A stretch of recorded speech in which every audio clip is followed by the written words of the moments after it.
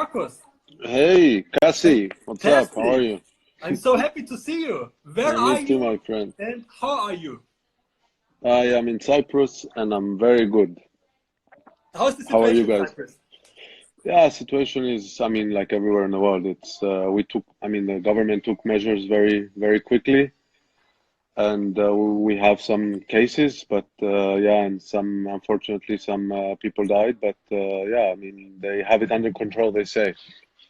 So you're staying with your family? Yes, with my family, with my parents, we Mhm. actually live together for now, and yeah, everything's good. Kids are good. How Yeah, many kids just do you have by now, Marcus? now three. Three. Fantastic. Yeah, And they're yeah. all doing good? Into tennis already? My older daughter plays a bit, Okay. but yeah, not too much, but just a bit. We have to say your wife was a very good player too. So for all the German and Austrian spectators who maybe don't know it, she was very good actually. Yeah, she was pretty good. Best ranking I think was 17 in the world, so it's pretty good. Fantastic. So How are you tennis. doing? I'm doing good. I keep myself busy, Marcus. I have a lot of fun to prepare this show every day. That's nice. To check out. I mean, we had, like you saw, we had Boris Becker, we had Nicolas Massou. We're having a lot of great guys today. For me, very special. You were always a player I admired a lot. Thank Um, you. to be honest, you were also the favorite player of my wife. Yeah, I don't know if it's a good thing or not, but good for me, maybe not for you, but but don't worry, it's not you now. Now it's Stefanos, so don't worry. oh, perfect. Yeah. So Marcus, yeah, yeah. yeah, you're the No, great. good. You say, Good, good on you for doing this. I think it's great for the fans yeah. to see different, ex-players and also active players, coaches to talk about tennis. I think what you're doing is great. So well done. No, thank you very much. I mean, for us, it's very, very interesting. The same question to you, Marcus. When did you start to play tennis, and why did you start to play? I started playing tennis. Actually, I have two older brothers who were playing tennis when I was born. So my Okay. father was taking them to the tennis club. So I guess he was taking me. And since I was a very young kid, I only watched them play. Also always watched them play tennis, and then I guess I grabbed the racket when I was 3, 4 years old, and I did my thing, and I was every day in the tennis club, moving around. So yeah, and then all of a sudden I was good at it, and my father saw talent Okay. in me, and he pushed me to be a professional tennis player. But when did you find out that you were maybe a little bit better than other kids your age? I think I was good, but I think what made the difference is the mentality. I loved the sport. I love competing. I love playing in front of crowds, and especially and also in when I was younger. In my home country. Playing in front of people. I always like to give a show. And I think that's what made me different. And I don't think it's just talent. Tennis is just also the mentality, the self-discipline. Whenever I love something or wanted to do something, I had to do it. So I think that's where I think I was better than maybe other kids in Cyprus. When did you decide you want to become professional? Was it with 14, 16, 18? My older brother tried to become professional. Unfortunately, he had a car accident and he was long time in the hospital. And it was a sad story there, but everything's okay with him. But yeah, and then it was in my family since I was a young kid. My parents were. I was saying, my brothers were saying they want to become tennis players. It was a whole family thing, and I think Mhm. I took that mentality, and I always wanted to play tennis. Always wanted to become professional, and I cannot say an age, but I think my parents were brave enough Yeah, to take me to another country. I left home when I was 14, pushed me to go to France, yeah, and I went to an academy there. It was Bob Brett Academy, very yeah, very good coach Kiefer Ivanisevic before yeah. Mario Ancic, and that's where Boris Becker I mean, mentioned to us that Bob Brett was one of his best coaches he had. So Boris already told yeah. us, yeah, he was also So, working with him. Yeah, so I mean, yeah, I was lucky enough to for the manager of Bob Red to see the talent, to see me Yeah. playing in France in one junior tournament. I mean, under 14, and my father and my mother took the risk, and I guess it paid off, you know, and yeah. So you had the feeling like your parents, they found the perfect balance between like supporting you, but not like putting too much pressure on you? No, I think they pushed pressure. I think, Okay. yeah, I think. I mean, my father realized from a young age that you know he understood me as a person and understood how I would achieve something I want to achieve, and he managed to take it out of me, you know, and I cannot say it wasn't pressure. It was a lot of pressure.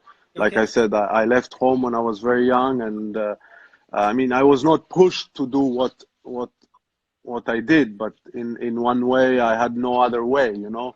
Coming from a small country, I couldn't stay home and become Yeah. who I wanted to Of course. become. So I had to leave country. I had to leave my country. I had to leave my friends behind, my family, and that made me more responsible in a way, not only in the tennis court but also in life. So yeah, it was a big help. A lot of fans are writing here, like in your young age already, Eurosport did like some kind of special with you because they saw the talent and everything. You remember that time? Did you see it like a Yes. privilege, or you felt this also like kind of a burden? No, it was, I mean, when you're 18, I think I was 18 years old. Was 2003, I finished number one junior, and Okay, we yeah. started the movie, I mean, the Hmm. documentary 2004, and it was The Rookie, the name of like not the difference, but from making the difference from juniors to seniors was the Yeah. documentary. And they chose me, you know, and it was a great experience for me. I learned so much from it. I learned to talk in front of camera, Hmm. like it was something from me, and coming from Cyprus and not having so much experience in this was a big help. It made me grow, and yeah, it was.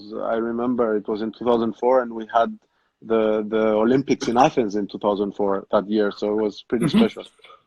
ATP Halle is saying hello. It's the tournament director, Ralf Weber. He's saying Of hello. course, hello, You Ralph. remember you played a finals there, which was, Yeah. yeah, was a nice one. Not going too far now. The finals at the Australian Open, this was the big splash internationally. It was 2006. Did it come a little bit as a surprise for you, or you had the feeling, no, you have it already in you? Listen, I think you're never ready. I mean, you work when you're a kid. You work hard. You see a dream. You Hmm. believe in something, and I think when you're so young, you're not afraid of anybody. You understand what I mean? Like when you enter the court, you're not afraid. You believe in yourself so much, and I don't think I expected it, but I played the year before from college. I played in Australia fourth round Hmm. in 2005, so it gave me a lot of confidence. That I can do 7 matches in a Grand Slam. 2006 was yeah, it was an unbelievable time for me in Australia. I mean the whole year, but especially in Australia, it was the beginning, and yeah, I somehow believed in it. We had a similar situation with Rainer Schüttler, and he told us he was kind of like, he was like in the zone. He did not think about it because he played Yeah. the finals against Agassi one year, and he was like, he didn't feel the pressure. It was more like, oh, I go for one more, for one more. Was it a little bit the same with you? And did it change before the finals because it was a finals? No, it didn't change. I mean, yes, it was a bit the same, like Rena. I mean, you were playing match per match. You're fit as hell, I can say. I mean, Yeah, you yeah. you you come from an off season. You're young. You have nothing to lose, and yeah, and the only time that I felt the pressure. I mean, I started feeling that I'm really close of winning a Grand Slam was when I was a set and a break up against Roger in the finals, Yeah. and that cost me the I mean, I can say the Grand Slam and the finals, because I started seeing different things. I start saying going out of that balloon Okay. that I was, and I think that cost me the final. So you would say it kicked in like set and the break. It kind of changed something in your mind. Yeah, I saw me winning a Grand Slam, and I think that was the worst thing it could ever happen to me at that time. Okay. And Roger maybe felt it too. So Roger, when he felt it, he was right there. Yeah, I mean, Roger had more experience at that time. He was already number one in the world. He had 2, 3 years, great years before. He won several Grand Slams the years before. So, I mean, yeah, that was the big difference. You said it 2006, your best year. You got very close again 6 months later in Wimbledon, semifinals. Yes. Did you approach this differently because of your experience from Melbourne, or was it a little bit similar approach? Differently, yes, a bit, because you have the pressure, and I was pretty lucky in the first round. Yeah. That year in Wimbledon 2006, I was playing a wild card Scottish guy, and I was in the fifth set, and I was not feeling good. I was really feeling some stomach problems and everything, and I don't know how I went through that. And once I went through that, I don't know, something unleashed me again. I started believing again, like I could do the same thing that I did in Australia. And unfortunately, Rafael Nadal stopped me in the semifinals. I can say that match, you will not hear me say it often that I was unlucky, but that match I was really unlucky because I had like 16 break points and I didn't break him once. So, I mean, you cannot say unlucky, but I don't know how to explain it, but I had my chances and I didn't take them, and that cost me the semifinals against Rafa. 2006, you also won Beijing, then you won Zagreb, Stockholm, and Sydney. That's your 4 titles. Which one stands out for you personally? I mean, all of them.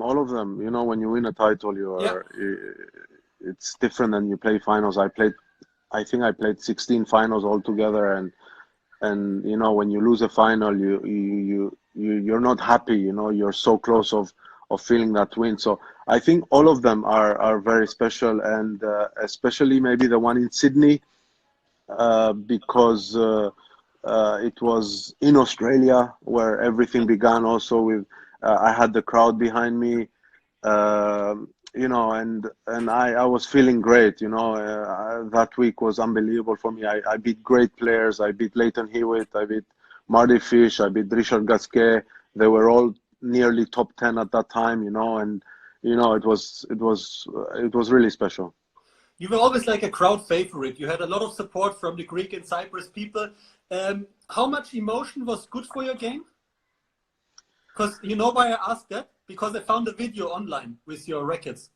Yes. So how much emotion was good, and when sometimes you were like maybe a little bit too emotional?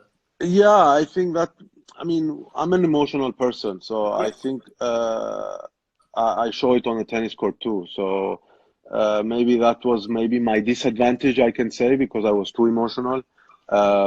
You could see my emotions. You could see how I react in situations, and I was really emotional, and I had to change that. And I mean, I did at some point of my career, but you know, you cannot change yourself. You cannot change really who you are. I mean, emotional, and I always say the biggest regret I have was breaking those 4 rackets.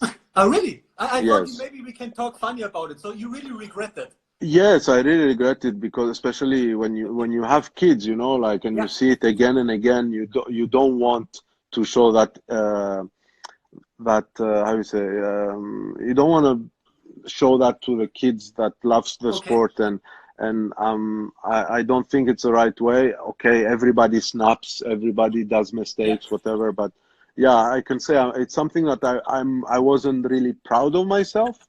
You know, I mean, yeah, everybody find it funny. It was funny, but I don't say I was proud of it. No, I mean, I would never blame you for that, because the people loved you because you showed the emotions, you know. So, I mean, maybe you went over the line one time. I think it's fantastic the way you explain it, like for the kids and everything. But yeah, of course, everybody saw the video. That's why I had to ask you.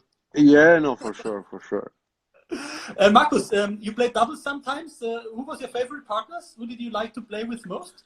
I won the title with Mikhail Youzhny, and I love playing with Mikhail Youzhny because he was he was kind of the same like me, relaxed. I knew him from the beginning of my career. I had a great relationship with him and Boris, his coach. And I mean, I always loved playing with Mikhail. What was your favorite tournaments? I know besides Australian Open maybe, because everybody here tells us Australian Open is the best tournament. So I take this for granted. But which tournaments did you like or enjoy most? Wimbledon. I mean, Okay. for me, it's a special feeling. I mean, you can say the same maybe, but for me, entering the Wimbledon, you know, the players' entrance when they leave you with the car, I think you have goosebumps. You know, every time you go there, it feels like it's a palace. You know, it's somewhere where it's tennis history, and for me, Wimbledon is the most special place I stepped in. So, yeah, and also because my first ever match I saw was the finals against Andre Agassi and Ivanisevic. Yeah. Finals in Wimbledon where Andre Agassi won the title. So yeah, I mean, for me, it was the most special place to be. Marcus, last two questions. Stefanos Tsitsipas, a lot of people are asking about it. You supported him very much from the beginning. You saw his talent very early. You are constantly in touch with each other, or how is your relationship with Stefanos? Yeah, with Stefanos we speak not so often, a bit rarely, but with his father I have a good connection. We talk for sure once, twice a month. Definitely, we have conversations. He asks my opinion in some things, you know, which I try to give him my advice. And yeah, I mean, what to say about Stefanos? I mean, I think his self-discipline is amazing. His concentration. I think he does everything for the sport. He loves this sport so much, and I see him in the future winning many Grand Slams. Which one of the young ones do you think is the first one to win one? Is Stefanos the closest, or maybe Sasha Zverev, maybe Dominic Thiem? Who do you think is the one actually closest to win one? I think for me there is three. There is Thiem, Medvedev, and Stefanos. Okay. These three are I think they are very close. You see them closer than Sasha Zverev? Yeah, I mean, there is a lot of ups and downs in Sasha, and I find him, I don't know, kind of, I don't know, too much up and down, too much emotional maybe. I don't know. I am not in his team. I don't know. No. You understand what I mean? I'm just seeing from, I don't want to say something that, you know, will upset him or something, but I just see like maybe there is a bit too much emotion. Maybe he thinks a lot about what other people will say, and you know, and I think he's not far. I'm not saying he's far. Tennis wise, he's there, and it's just mentally he's not so strict like the other three. The other three are, if you see them play, they're machines. You understand what I mean? They don't have too many ups and downs. Okay, maybe the machine is not working 1 or 2 days, whatever, but they became machines mentally, and I think I think that's the difference between what I see between them and him. Marcus, thanks so much for talking. I would love to problem. talk to you next week again, to be honest, because I have so much more questions about your coaching, Elina Svitolina, about playing team matches in Germany. I think they contacted you via Facebook. But we're going to talk about all this next week, because now I promised also to call Yevgeny Kafelnikov, who I think is a big legend. You remember Yevgeny? A big legend. I used to play with his racket. So, and I played with Fischer racket, with his racket actually, for a very long time. You chose it because of Yevgeny? Yes. Okay, that's I'm gonna tell him that. That's a very interesting story. Marcus, enjoy the evening with your parents, your wife, and the 3 kids, and I'm gonna come back to you next week. You too, Cassie. Take care. Marcus, bye bye. Bye everyone. Bye bye bye. Bye bye. Bye bye. Thank you. Bye bye.